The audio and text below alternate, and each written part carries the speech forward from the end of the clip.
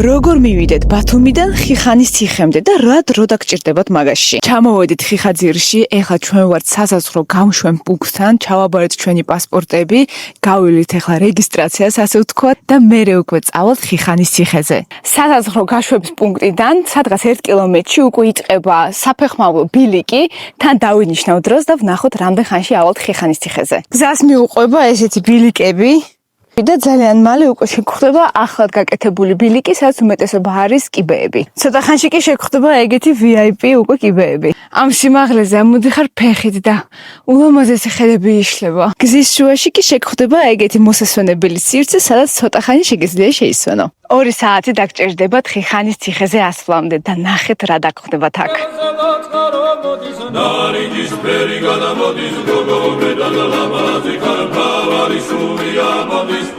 Zedana kednebi, cem ki ponis dednebi, lama zepsondebi.